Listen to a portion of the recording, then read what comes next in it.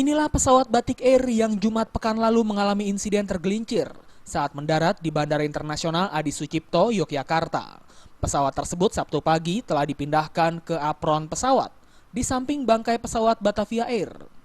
Logo pesawat pun oleh petugas telah ditutup dengan kain. Pihak Bandara Adi Sucipto bersama Komite Nasional Keselamatan Transportasi (KNKT) juga telah melakukan pertemuan guna berkoordinasi terkait penyidikan tergelincirnya pesawat tersebut.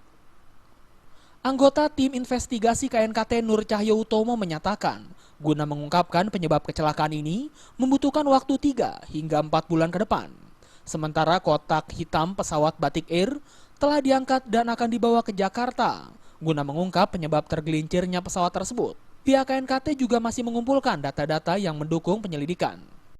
Melihat tipenya dan jenis dari black box, kami sangat yakin bahwa KNKT akan bisa membaca ini dengan fasilitas yang kami miliki di Jakarta.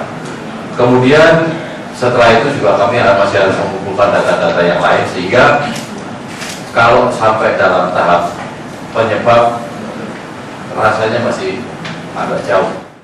Sementara General Manager Bandara Adi Sucipto Yogyakarta Agus Pandu Purnama mengatakan proses evakuasi tidak membutuhkan waktu yang lama karena roswheel roda depan pesawat ternyata tidak patah, hanya terdorong ke belakang sehingga hanya memerlukan beberapa perbaikan sebelum roda pesawat dapat difungsikan kembali. Menurut Agus, peristiwa tergelincirnya pesawat pada Jumat sore pekan lalu itu sempat membuat kegiatan di Bandara Adi Sucipto terhenti selama 1 jam.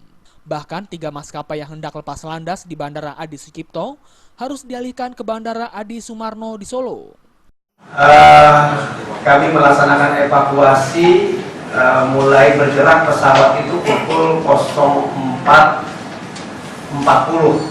ya, 04.40 pesawat sudah mulai bergerak ditarik dan sampai di posisi yang diinginkan yang sekarang ada itu hanya 20 menit.